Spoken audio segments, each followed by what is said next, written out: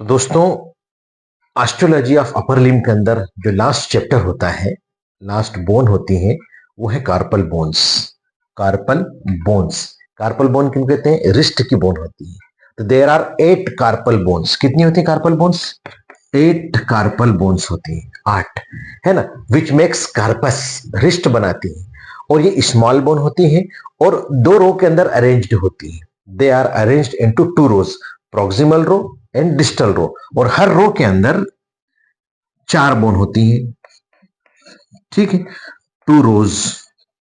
और इसके अंदर प्रॉक्सिमल रो है प्लस एक होती है डिस्टल रो, ठीक है। इसके अंदर भी 4 बोन है और इसके अंदर भी 4 बोन है। तो दिस इज प्रॉक्सिमल रो, मतलब नियरर टू द ट्रंक। और उसके बाद की जो रो है वो हमारी डिस्टल रो कहलाती है। इसके अंदर भी 4 बोन्स हैं।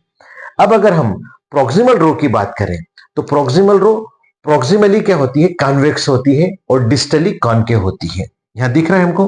तो proximal row is convex proximally and concave distally. ये कॉन्केव है, यहाँ पे कॉन्केविटी है, और ये हमारी कॉन्वेक्सिटी है।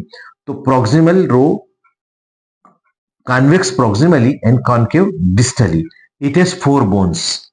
स्केफाइड प्रॉक्सिमल, यहां लिख दूं मैं, यहां लिखता हूं, scaphoid, lunate, triquetral and pisiform. Scaphoid, lunate, triquetral and pisiform. From lateral to medial, ये रेडियस है तो हम, ये लेटरल साइड है तो लेटरल से मीडियल की तरफ चलेंगे तो लेटरल टू मीडियल, ऐसे एरो बना दो आप, है ना। तो लेटरल टू मीडियल, इनके नाम ऐसे ही आपको बताना है वाइवा के अंदर, एग्जाम के अंदर। From lateral to medial proximal row के अंदर स्केफाइड होती है, लूनेट होती है, ट्राइक्विट्रल होती है और पीसीफॉर्म होती है, ठीक है। ऐसे ही डिस्टल रो प्रोक्सिमली कॉन्केव है क्योंकि कॉन्केविटी ना यहां पर, और डिस्टल फ्लैट है। और इसके अंदर भी लेटरल टू मीडियल, अगर आप देखें डिस्टल रो के अंदर, दिस इज प्रोक्सिमल रो, है ना। और ये प्रोक्सिमल रो में पीआर कर देता हूं, ठीक है। डिस्टल रो के अंदर आपको मिलेगा ट्रेपेजियम, ट्रेपेजॉइड, कैपिटेट और हेमेट। ये क्या है? आपका डिस्टल रो है। Is it clear? और ये भी कैसा चल रहा है आपका? Lateral to medial, lateral to medial चल रहा है, ठीक है। तो trapezium, trapezoid, capitate and hamate हम कैसे याद करते हैं? हमारे जो गुरु थे उन्होंने हमको सिखाया ना, स्नेह लता तोष पकाओ, तोष तुम्हारे कच्चे हैं। स्नेह लता तोष पकाओ, तोष तुम्हारे कच्चे हैं। थंब रूल है, याद करने के तरीके हैं, ऐसे भी याद रख सकते हैं आप। हमारे लिए इजी है, लेकिन फर्स्ट ईयर वालों के लिए इसको याद रखना थोड़ा सा टफ होता है। दिमाग में रखने के लिए कुछ ना कुछ फार्मूले बनाते रहना चाहिए। तो SLTP ठीक है।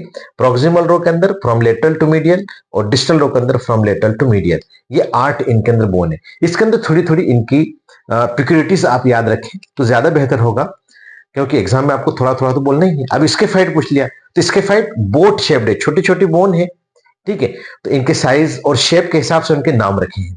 इसके फाइट मतलब बोट शेप्ड लार्ज बोन है, इसके अंदर ट्यूबरकल होता है लेटरल साइड के अंदर, ठीक है। और जनरली फ्रैक्चर होने वाली बोन है इसके fight, common, quite common fracture होती है इसके फाइट, क्योंकि लेटरली होती है, रेडियस डैमेज होता है, फॉलन आउट स्टेज हैंड के अंदर, तो इसके फाइट के ऊपर भी कभी प्रेशर आ जाता है तो ये भी फ्रैक्चर हो जाती है। लूनेट हाफ मून शेप्ड होती है और ये जनरली एंटीरियरली डिस्प्लेस्ड होती है। जब भी इसका डिस्प्लेसमेंट होता है तो एंटीरियरली होता है और यहां से मीडियन नर्व पास होती है, तो मीडियन नर्व को कॉम्प्रेस करती है ये। Is it clear?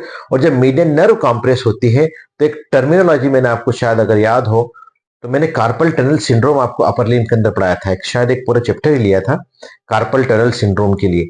तो आप देखें मेरे प्लेलिस्ट में जाके, तो कार्पल टनल सिंड्रोम करके एक कंडीशन पैदा होती है जो कि मीडियन नर्व के कंप्रेशन से होती है और लूनेट के एंटर डिस्प्लेसमेंट की वजह से होती है, क्योंकि जैसे एंटर डिस्प्लेसमेंट हुआ तो मीडियन नर्व कंप्रेस हो जाएगी, ठीक है। तो कार्पल टनल सिंड्रोम काज करता है हमारा लूनेट। तो इसके फाइट बोट शेप्ड है, लूनेट हमारा हाफ मून शेप्ड है। ट्राइक्विट्रल, इसके बाद है ट्राइक्विट्रल। तो ट्राइक्विट्रल जो बोन है ये पिरामिडल शेप की होती है, ट्राइक्विट्रल, ठीक है। ऐसे पीसीफॉर्म सबसे लास्ट में मीडियली, मीडियल साइड में पीसीफॉर्म पियर शेप्ड बोन है ये, है ना, छोटी मटर के दाने के बराबर पियर शेप्ड बोन है। Is it clear? सबसे छोटी बोन है। Is it clear? और ये स्पेशली ट्रू बोन भी नहीं है, सिस्मॉइड बोन का एग्जांपल है ये। It is example of sesamoid bone. Bone के टाइप्स आप लोगों ने पढ़े हैं, है ना? तो उसमें सिस्मॉइड बोन पड़ी होगी आपकी, जैसे पटेला है। ऐसे ही हमारी मतलब सिस्मॉइड बोन वो होती है जो टेंडन के अंदर डेवलप होती है, which develops into the tendons. तो ये किसके अंदर हो रही है? फ्लेक्सर कार्पाई अल्नेरिस के टेंडन में डेवलप होने वाली बोन है पिसिफॉर्म। फ्लेक्सर कार्पाई अल्नेरिस के टेंडन में। ये छोटे छोटे पॉइंट आप याद रखना, वाइवा के अंदर पूछते हैं, ठीक है? तो pisiform is a sigmoid bone and it develops in tendon of flexor carpi ulnaris. Is it clear? अब हम बात करेंगे डिस्टल रो की। प्रोक्सिमल रो हो गया। डिस्टल रो के अंदर सबसे पहले हमारी लेटरल से मीडियल की तरफ चलेंगे, सबसे पहली बोन आएगी ट्रेपेजियम। क्वाड्रांगुलर शेप की बोन है, इसके अंदर एक क्रेस्ट होता है, ठीक है? और most lateral bone of the distal row है। इतना बता देंगे काफी। ट्रेपेजाइट स्मॉल है, इरेगुलर बोन है। और ट्रेपेजाइट शू ऑफ बेबी के जैसे दिखती है।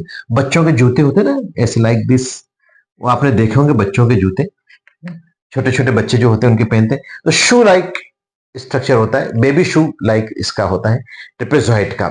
ऐसे कैपिटेट, तो कैपिटेट इज लार्जेस्ट कार्पल बोन। इसके अंदर एक फेसेट होता है, जबकि फोर्थ मेटाकार्पल बोन का हेड यहां पर आकर आर्टिकुलेट होता है, ठीक है? कैपिटेट के अंदर। और लास्ट के अंदर होती है हमारी हेमेट। हेमेस्ट most medial carpal bone of distal row है और वेज शेप्ड होती है, ठीक है? और इसके अंदर एक हुक लाइक प्रोजेक्शन होता है। हेमेट के अंदर एक हुक लाइक प्रोजेक्शन होता है। Is clear? इसके बाद इसके अप्लाइड देख लीजिए आप। अप्लाइड के अंदर fracture of scaphoid is common. ऐसे ही dislocation of lunate bone due to fall on dorsiflexed hand. तो dislocation of lunate always takes place anteriorly and it compresses the median nerve and causes carpal tunnel syndrome. इसके applied aspect के अंदर आ जाएगा। तो it is all about the carpal bones. I hope कि आपको समझ में आया होगा।